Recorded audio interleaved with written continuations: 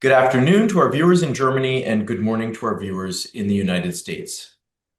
Hello, I'm Steve Sokol, the president of the American Council on Germany, and I'd like to welcome you to our regular Kaffeepause. Today we're joined by Clay Risen. He's been with the New York Times since 2010, where he's a reporter and an editor, and he reported from Germany in May and again for the month of October. He just returned to New York on Friday, and so I'm looking forward to sort of his firsthand impressions of what's going on in Germany right now. Clay, delighted to have you with us. Oh, thanks. It's always a pleasure to talk with you, Steve. Well, I'm looking forward to our conversation today, and I'd like to sort of start by asking you, what was the mood in Germany like during the month of October when you were there? There was a lot going on, and we'll get into some of the stories that you were following, but sort of what were the atmospherics like? Yeah, I think, it was interesting because in some ways it was different from May. There was a lot going on politically, but not in a way that really touched the public. I think whereas in May, right when I got there, there was the kerfuffle over Merz's sort of stumble into office with the votes, and there were a couple of high profile crimes and just things in the news. Whereas this time it was more truly a vibe, right? So I think people generally are the economy is really hitting hard. This is not that different from May, but I think the fact that it hasn't changed from my perspective, coming in and out was markedly different. A lot of concern over kind of the same things see here in New York. Rent and cost of living, inflation hitting really hard. I spoke with several business leaders who said it in various ways how that's impacting their operations. Just a drop in consumer sentiment, and definitely a wearing off of the whatever honeymoon period Merritt's might have had, really not there anymore, right? So real public antipathy toward the coalition. There was a poll that came out, I think, in Der Spiegel, Die Zeit maybe. Anyway, that most people expect the coalition to fall apart before the next general election. This sort of thing just points in a bad direction, but not in any sort of cataclysmic immediate way, more like just an erosion of trust and an erosion of faith and really anything happening in the short term. Maris continues to try to get on base hits in foreign policy, but it's just not translating in any sort of domestic support. Mhm. And I mean, we'll come up back to a couple of these things, like the state of the economy and the future of the coalition. But you know, more broadly, I'm curious. You were based in Berlin last time when you were there in May. I know that you got out of Berlin. You did some great reporting on Bielefeld, for example. This time around, were you in other parts of the country as well? And were you able to measure the pulse there? Was it different from what you were picking up on in Berlin? Most of the reporting I did outside of Berlin was in the east this time. So I went up to Mecklenburg-Vorpommern and both in the state and then up on the Baltic coast in Stralsund.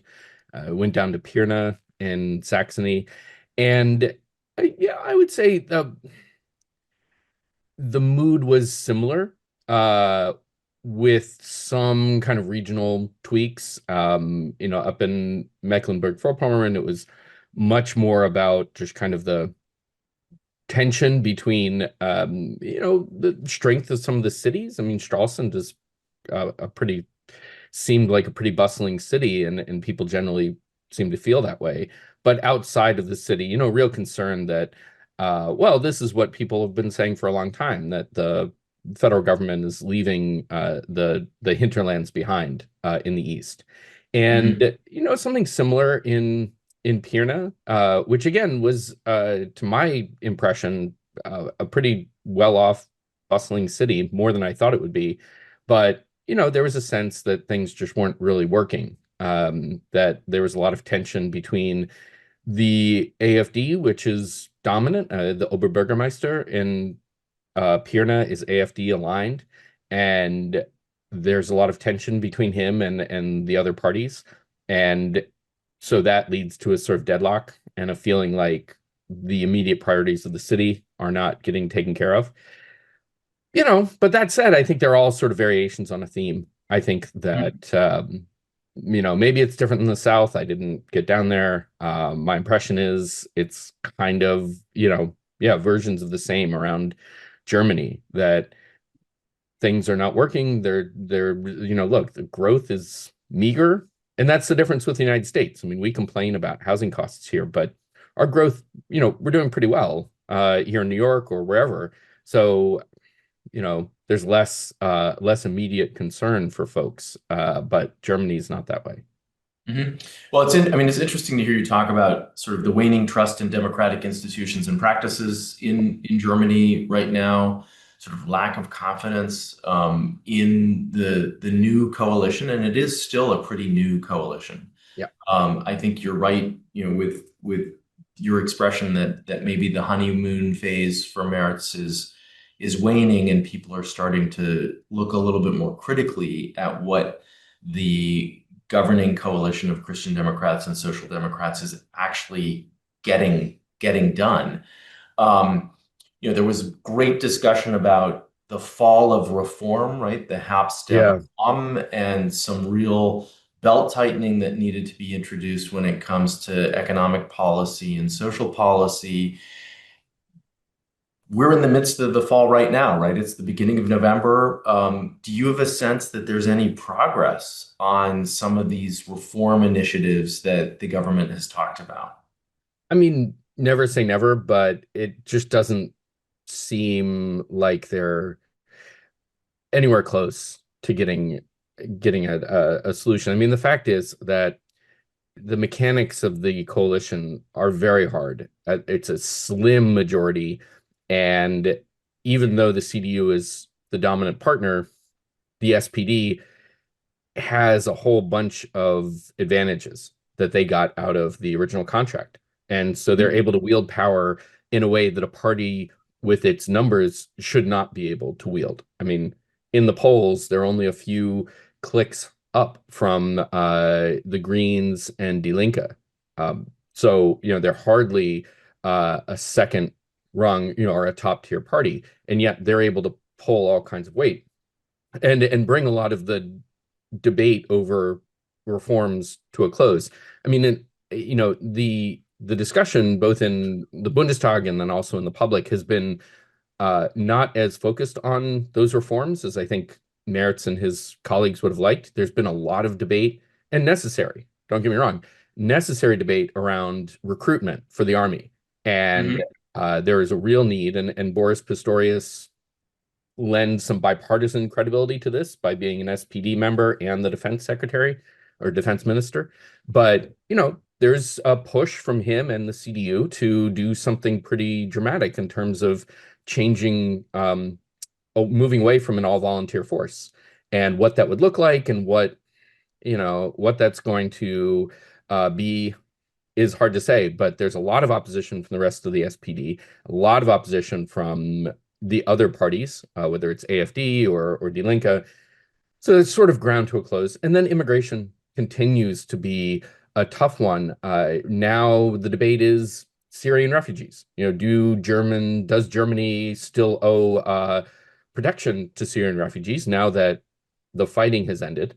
That's a big debate. Merz's comments about the urban, the streetscape or the cityscape. The cityscape, yeah. Yeah, has, I mean, that was a big deal. I mean, that dominated conversation, and both in terms of was he right, and then also what was he pulling there? Was he being sincere, or was he trying to take votes from the AfD? And so there's layers of this conversation that just suck out all the oxygen from any conversation about how do you reform a system that is generous and everyone is committed to, but frankly is probably too expensive for a Germany that continues to decline. Let's stick with migration for just a moment and then maybe come back to the future of the Bundeswehr. It was interesting to see how both Friedrich Merz in his meetings in Turkey, but then also the foreign minister, Johannes Wadefuhl, were talking about basically expelling Syrian migrants from Germany last week. This is something that got a lot of attention in the press as being, one of the new top priorities for the conservative-led government. As you said, it's, also controversial, right? There are a number of other members of the German parliament, members of the European Parliament who have said, wait a minute, Yeah. it's too soon, right? These people were displaced. Syria is not necessarily ready to take them back. Some of them have become integrated. This is definitely playing out also as far as the populist AFD is concerned, right? And attention to the AFD. Can you talk a little bit more about how you see this sort of emerging or developing? Yeah, well, look, I mean, if Merz was trying to take a stick from the AFD, uh, he's right to do so because every time Germany debates immigration, the AFD stands to win, Yeah. and so how that plays out is incredibly important. And look, Merz also said, and this is something that I think is worth noting, but got sucked away, got sort of papered over because of this cityscape debate. He also doubled down on the firewall and said, we are absolutely not going to work with the AFD. It is against all of our principles. And I think those two things have to be taken into account. So, if that is the case, if you're not going to work with the AFD and you're going to keep a firewall, well, how do you control these debates? How do you control the Mhm. narrative around immigration? And I think when they started, and when Alexander Dobrindt, the interior minister, started beefing up immigration controls, started really making a strong statement about we're going to be a different party in terms of what immigration means in Germany. I think they did capture the narrative for a while, and it helps immensely that immigration rates, refugee applications continue to decline. It's not as much of an issue on the ground as it was, maybe a year ago, but that doesn't change the narrative. And I think that's where the issue is, right? So how does the CDU and the SPD, to the extent that it will go along, how do they change that narrative? Um, I do think it's very difficult because, Merz is going to take his direction, which, as we can see, is sort of trying to take right-wing voters away from the AFD, which is something that he's going to catch a lot of flack for when it comes to left-wing SPD members, Die Linke, some of the Greens. It's a very tough line to walk. And again, this is all stuff he doesn't want to talk about. He wants to be talking about budget reform and welfare reform and these honestly incredibly difficult questions. Yeah. I mean, I guess, this is part of the tension inside of Friedrich Merz, right? As you talked about, he's not necessarily getting points domestically for what he's doing in the foreign policy arena and around the migration issue. You see foreign policy and international affairs dovetailing with what's going on in Germany. A number of CDU politicians have pointed out that the civil war in Syria is over, and so it's Mhm. time, right? And that's Yeah. true. The situation in Syria is much better. And so it makes sense to start to develop a timeline. But it's still a country that is in trouble and many feel like it's just not fair, humane to send people back. Um, Especially those who have integrated fairly well in Germany. And so this is likely to be a debate that continues for quite some time. Yeah, no, I agree. Absolutely.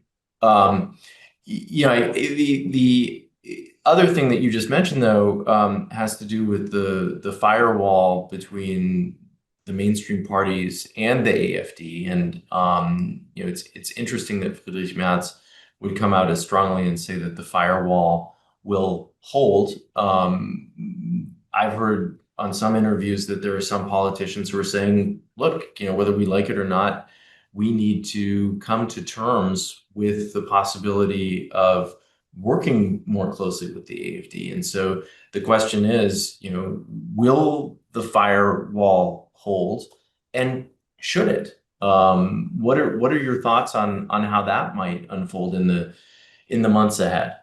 Well, yeah, I mean, I think that's going to be a debate that continues, especially as we get closer to, well, it's still a ways off, but the elections next year in Mecklenburg-Vorpommern and in Saxony-Anhalt, where there's a real chance that the AfD could get a majority. And then it becomes a very difficult question.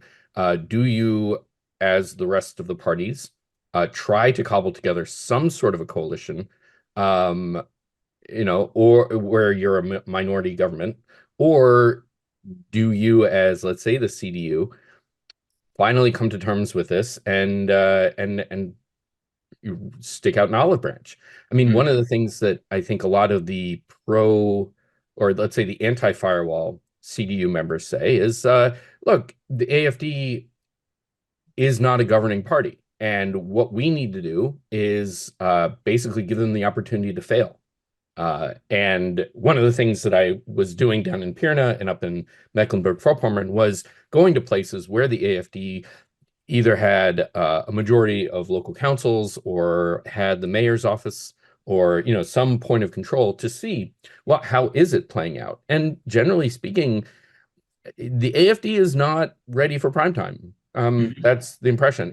These are people, and it makes sense, right? I mean, this is a party that ran on essentially at the local level, ran on, we're not politicians. We're police officers, we're plumbers, we're whatever, but we're your neighbors. Vote for us because we're done with professional politicians. But what it means is that they come into office with no staffs, with no idea about how to run things, and immediately having to deal with things other than immigration and other than just giving stump speeches. And so the argument at the federal level and at the state level is okay, let's let them try, and that's incredibly dangerous.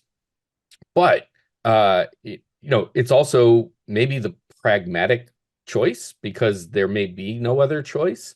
And I think there's something to be said. The other argument that a lot of people who are anti-firewall say is, look, every time we stand up and we say we're, firewall, we're not going to work with these people, we are going against the democratic voice of the people, but we're also giving fuel to the AfD, right? 'Cause the Mhm. AfD can turn around and say, you know, our rights are being violated. We are a democratic party. Now, they don't actually call themselves a democratic party, Right, but they say, we've been democratically elected. And so right. you have to bring us in.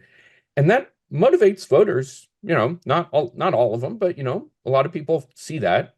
I mean, this is the thing. The AfD has a pretty strong base of support and people who identify as AfD voters, and then they feel that they've been, maligned by the political Mhm. system.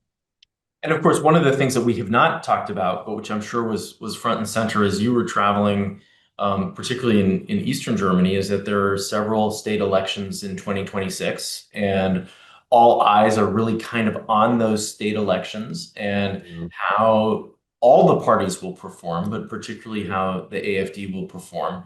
Were you able to gain any insights in sort of how the AfD is trying to position itself? Certainly in the federal election earlier this year, they won a large number of votes from younger voters. They were able to use social media much more effectively than the more mainstream parties and the Mhm. older parties. Um, what insights can you share about Yeah. their I mean, I think strategies? my sense, and look, I mean, this is again from interviews, this is just my impression, is that the AfD currently is at least at the state level, and probably maybe not at the top leadership level, but certainly in the next tier down. I think a lot of them are sort of like the dog that finally caught the rabbit. Like they are suddenly a massive party. They are a party that can claim, the term Volkspartei is very important in Germany. And, there's a debate internally, has the AfD gone from being a protest party to a kind of general membership party that and does that change their obligations and change how they speak and whatnot?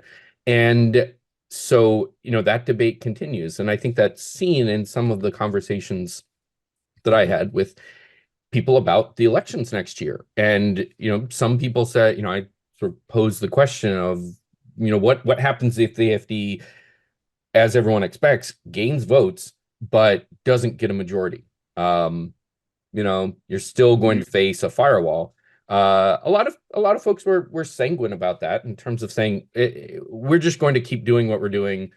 Doesn't matter. If someone wants to work with us, great. If not, great. We're going to keep doing it. Mhm. Others were very optimistic and incredibly bullish, and either that they're going to have they're going to do so well that they'll get an absolute majority in particularly in Mecklenburg-Vorpommern, or that they will simply the reality will shift and that the CDU will definitely will break, and enough people in the CDU will bring the firewall down. So, there's a real sense of, I'd say, guarded optimism in the AfD overall that they are moving forward, but also a confusion about, well, what does that mean, right? What does it look like when you're a party that has to make policy decisions?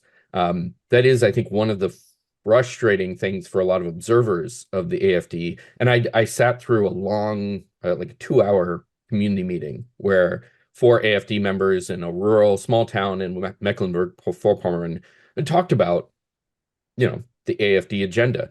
And, there was no agenda really. Uh, Mhm. it was uh, a lot of criticism of current policies in Mecklenburg-Vorpommern. That's windmill country, and that was one of their main lines of criticism. They didn't talk about immigration because it's not really an issue there. Um, they talked about government regulation. They harkened back to COVID restrictions, but all of this was, attacks against the status quo. Mhm. What they didn't lay out was, aside from, you know, thinning regulations and sort of general conservative bromides, they didn't lay out an agenda. And I think that's generally the sense that both internally and externally, that the AfD does not have a plan. And so what that looks like when they actually get in a place to have a plan, remains the $64,000 question. I mean, I think for those who are watching the AFD, that's absolutely right. I think for people who are following the AFD, it certainly resonates to Oh have yeah. this, we're doing an assessment of what the problems are, and it's a litany of complaints. But what often happens is that there are sort of oversimplified solutions that are offered for very complex problems or challenges, and people are following that because it Yeah. gives them some hope, right? Oh, absolutely. Absolutely. Um, the other party, of course, that has some real popularity in the eastern states is the left party, the Linkspartei. I'm curious whether you had any opportunities to sort of follow what's going on with the left party as well. Yeah, yeah, I did. I spent a lot of time with the Left Party, primarily in Berlin, because, first of all, it's very strong in Berlin, and they have real hopes for capturing the mayor's office next year. Uh, the Left Party has gone through an enormous change over the last couple of years. They are now overwhelmingly young, overwhelmingly women, overwhelmingly well educated. Uh, there is still a lot of old school, working class, mostly Eastern supporters, and in the cities and in the East, a lot of support for the left. But the demographics have changed, and therefore, to some extent, the whole image has changed. They are now a party of social media. They're a party of sort of clever cultural positioning. More than one. I mean, I was struck by this, and more than one person I spoke to, was struck by the similarities with Zoran Mamdani and some other young progressives in the United States, and how similar their positioning is. Sort of, a kind of pragmatic progressivism. it was interesting because the left party obviously is not the Democratic Party in the United States. The left party does have its roots in the old Communist Party of the East. Mhm. And even though people insist we are not that party anymore, that is simply the past. They are still a party that upholds Marxism. They're still a party that, wears it lightly, but it's there. And so it's a slightly different conversation. Nevertheless, they have an enormous following. They have more members. They have more than twice as many dues-paying members as the AFD.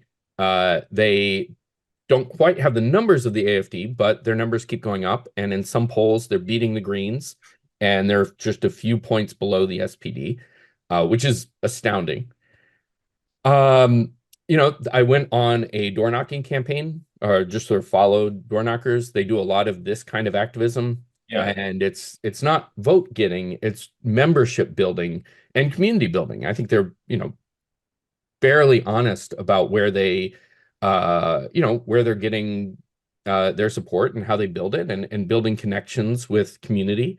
And, that's something to watch. I think just like with the AFD, it remains to be seen, what does the left party look like as it becomes a more of a part of the establishment.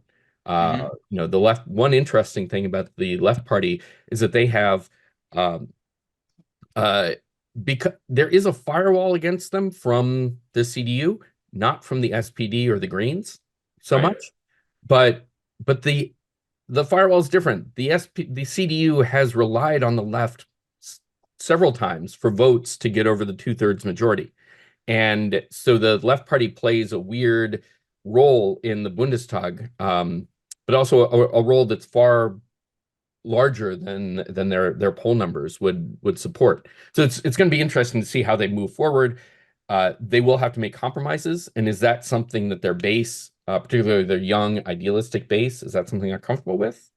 I don't know. Mhm. They're going to be a lot of fun as a political nerd. Fun.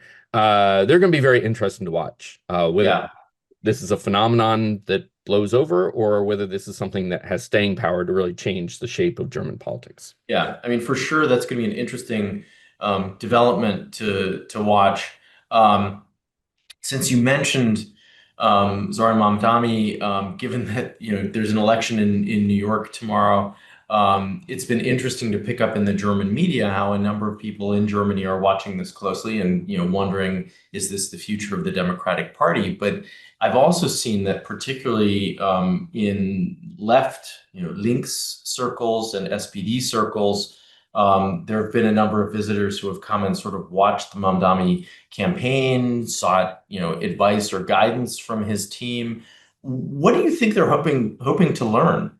It's interesting because I actually thought that Mamdani, or let's say not him particularly, but people like him, uh, could learn a lot from the left party in terms of Mhm. what they've managed to build as a grassroots movement in Berlin.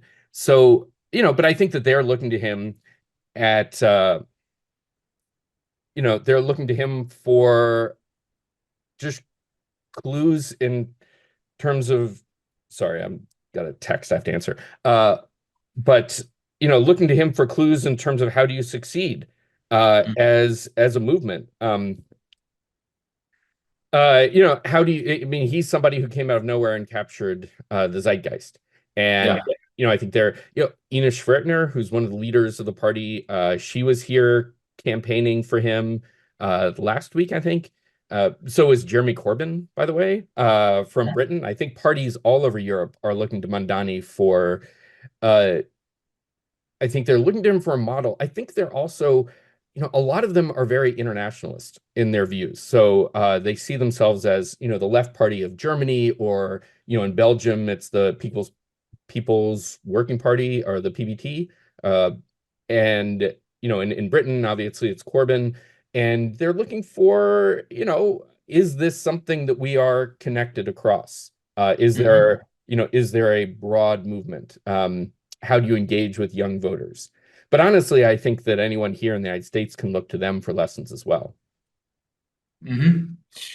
We just got a question from somebody. They write in an opinion piece today in the New York Times. Um, it labels the United States and Israel as, quote, bad countries. And the question is, when the AfD comes to power or when the firewall is abandoned, does Germany lose its status as a good country?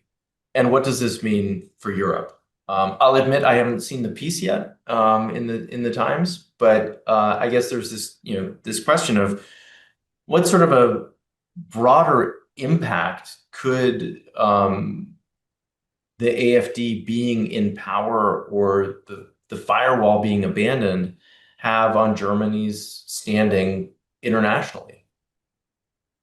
Yeah, I mean that's I think um, a huge question that Germany itself doesn't know, right? I mean, Germany Mhm, has spent the last 10 years demonizing the AfD, doing whatever it can to keep the AfD from coming to power, and now faces the possibility that the AfD comes to power. And, all of that sort of coming home to roost in a way. I think that's from the AfD's perspective. I mean, obviously, from the establishment's perspective, it's something similar. They also understand that Germany has a historical weight that even if whatever happened, whatever position they took, people are going to look at the far right coming to power in Germany as something different than the far right coming to power in even Italy or, any other country. mhm. So, what does that mean? I think immediately that's the immediate consequence, right? Is that people will say, "Oh, we've seen this show before. We're screwed," right? Um, you know, I think a lot of it has to do with the shape of whatever emerges. I think if the CDU breaks the firewall, that's going to be something different than, let's say, some scenario where the AfD basically can render the firewall moot by just having, Mhm. a majority. And, you know, I think that's going to be the question. You know, that said, because we don't know really what the AfD looks like in power, I think there will be the immediate shock, and then there will be stock taking.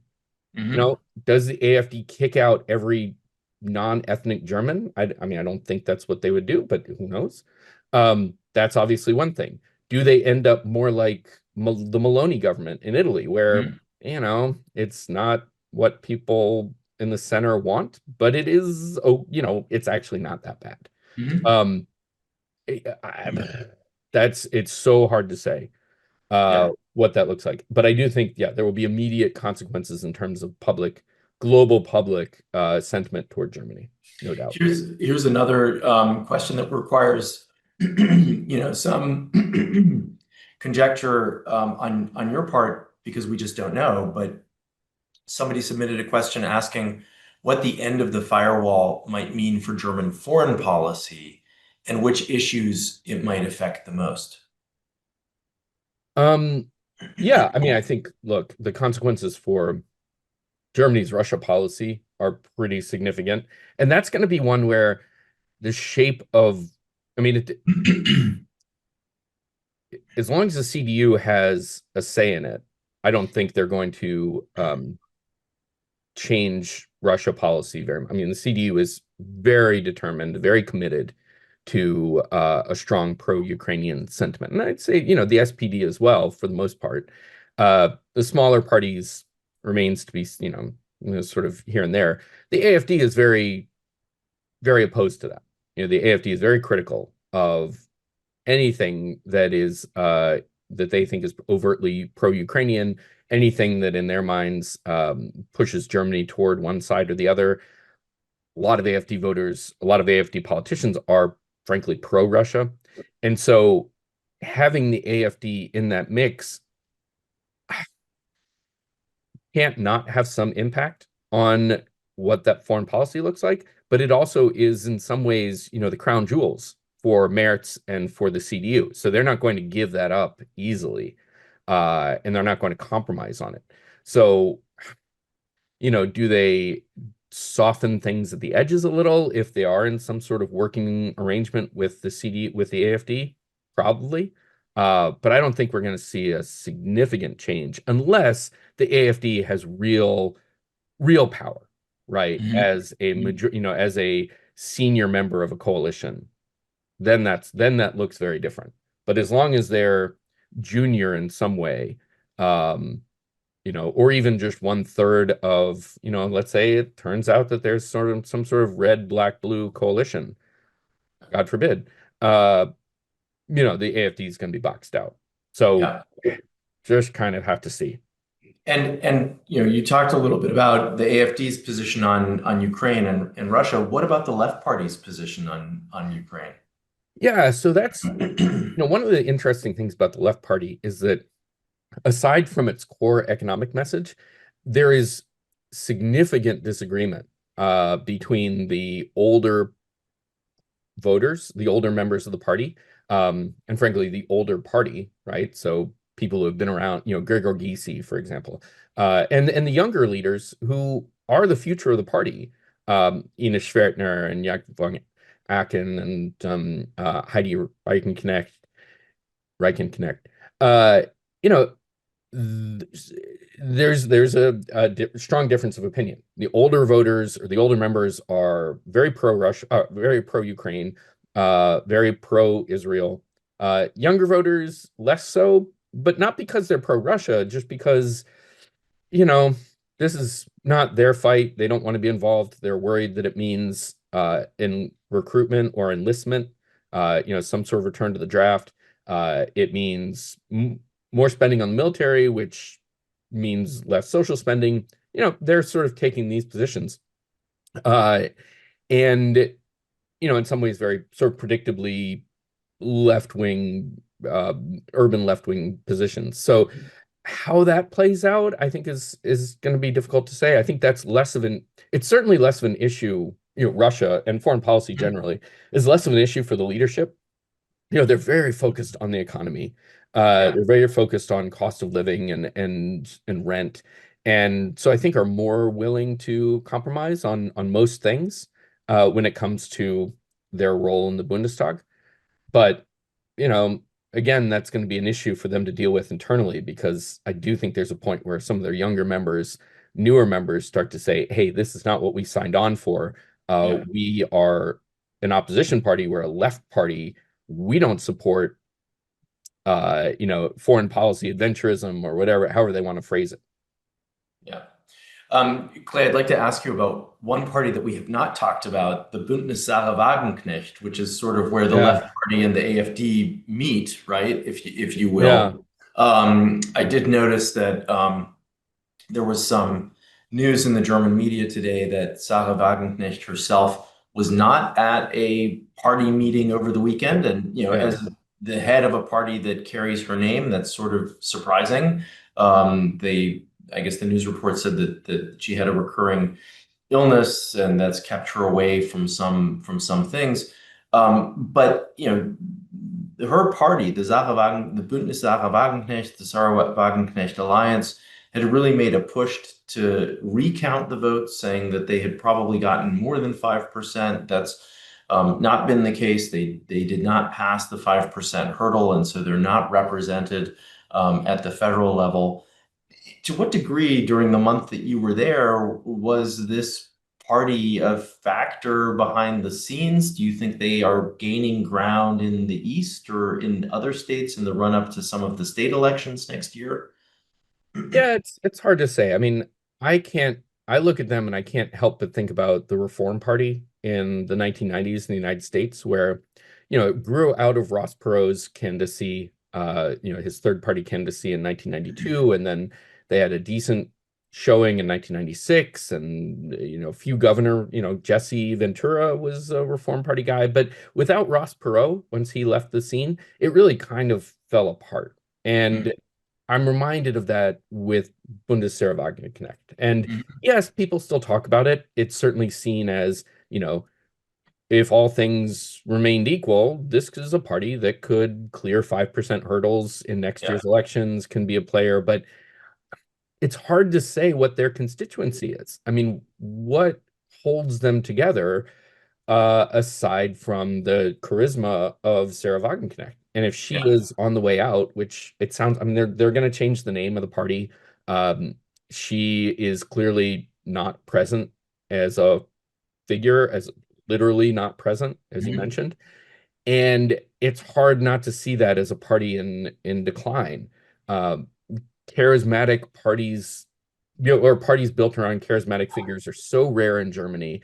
Yeah. And she, you know, was able to, bust out and break away from the left party and win some early votes, have some early success. But I just don't think that in the long run, it's something that is going to have much staying power. And I think Yeah. ultimately those voters are going to either go to the left or to the AfD. Yeah. So Clay, as we come to a close here, I'd like to ask you about one final topic, because it's interesting. This is a story that was unfolding while you were in Germany, but it's not something that we've talked about yet in our conversation. Over the last few weeks, there have been a number of sightings of unidentified drones over um, locations with critical infrastructure, right? I mean, I think everybody knows that the Munich airport was closed around the time of the Oktoberfest, and so that led to issues. There was an industrial park in Hamburg, seaport in the Baltic, and a number of other areas. And what this has led to is sort of a crisis of jurisdiction, if you will, of whose responsibility is it in Germany to deal with a potential threat. And this is unknown because it's unknown what the drones are doing and whose drones they are.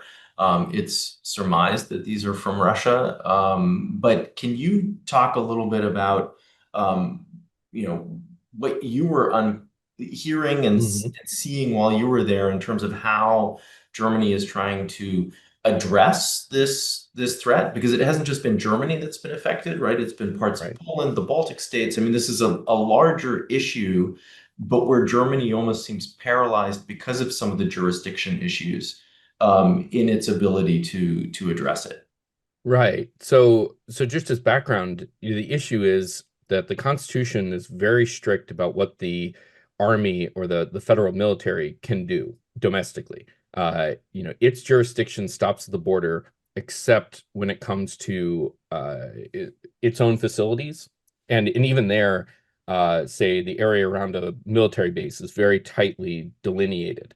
They can't stray beyond that. And also in the case of natural disasters and emergencies, but those are very high hurdles to clear. So then it falls to the federal police, state, and local police to deal with it, and they don't typically have the capacity historically for something like this. Something like this is not historically something Germany has had to deal with. This Mhm. arrangement has worked for a long time, and now this kind of hybrid warfare where everyone is convinced that Russia is playing a role. Not every drone sighting is a Russian drone, but many of them are. And Merz himself says this. Alexander Dobrindt says this. It is a consensus in and outside the government that Russia is poking at Germany's defenses, trying to undermine public faith in the government, and and essentially laying the groundwork for some future conflict. And so, Germany is taking this very seriously. And I think actually, it's interesting. Some people that I talked to, particularly outside the government, were very critical of how things have been going. But a few analysts were very optimistic. They said, look, this is an unprecedented challenge. This is something that does strike at basic arrangements of the German government, of the Constitution. And yet, if Germany is going to be in a fundamentally different defense posture 2, 3, 5 years from now, let alone in a war with Russia, these are the conversations that Germany has to have. And Mhm. better to have them now when the country's at peace, when drones are the worst threat, just Mhm. harmless, presumably harmless drones are the biggest threat. Better to have these conversations now, talk about what does this mean, than to have to do it 5 years from now when we're talking about armed drones or rockets or kinetic weaponry. So and things are they are taking steps forward. Not everyone is happy with them, but Alexander Dobrindt is proposing a joint drone center to Mhm. coordinate and train at all levels. They're talking about, how do we actually sort of massage these Yep. constitutional rules, and then, how do we acquire the tools? What are the Right. tools we need? And Pistorius is pumping money into that. So, it remains to be seen, but I do think that this is a question that Germany is actually pretty well set up to deal with in terms of just thinking through a problem and coming up with a good solution. So I'm convinced that through all of this, they'll muddle through. Yeah, I mean, hopefully they will. I mean, the jurisdiction issue is harder to change because that would require changing the Constitution, and of course, that's highly unlikely given the razor-thin majority that the Christian Democrats and Social Democrats have right now. But it seems like there's got to be a simpler solution, right? I mean, the military can't do this for the reasons that you outlined. The federal and state police just don't have the tools or even the training, I guess, to do this. It seems as if that's where Germany could make an investment, right? Yeah, There's a yeah, huge amount of money that's available for defense right now. Why not develop a plan to give airports the systems that they need to detect and counter drones? Why not get the state and federal police to a position where they have the equipment and training right. to deal with the drones? That seems like a relatively simple solution and very pragmatic. Do you think Absolutely. something like that's likely? Absolutely. I think that's what's going to happen. I think that no, they're not going to try to change the Constitution. They're going to come up with clear jurisdictional lines, and transfer of information and transfer of capacity so that the federal police and state and local police can draw on those assets that the military has without actually drawing on the military. Um, a lot of the questions are technical. Yeah, How do you shoot down a drone? What do you do with these? How do what are the local laws that we need? Certainly you can't fly a drone over an airport, but over a power plant, it gets dicier. So yeah. these things, will be dealt with. I think this is one of the areas, Germany has incredible state capacity, Hmm. and at all levels. Hmm. And, simply it's not going to spend a lot of time worrying too much about, well, we don't have enough capacity here or there. They'll Right, they'll figure it out. right. And as you said, the money is there. Um, this is what Germany does well. Yeah, yeah. Well, Clay, it is always great to talk to you. Thank you so much for joining us today. Oh, This it's has my been pleasure. a terrific discussion, and I look forward to reading some of the pieces that are in the Yeah, they're pipeline in the pipeline. Yeah. coming off of your time in Germany. I'm sure that you've got a lot of material that you're sifting through and that you're trying to put together. But I'm very much looking forward to seeing those in the coming weeks. Well, thanks a lot. It's always a pleasure, and yeah, keep doing what you're doing. I love the ACG and everything that you've got going. Well, thank you very much, Clay. Have a great start to the week, and thanks to everybody for tuning in. All right, take care, everyone.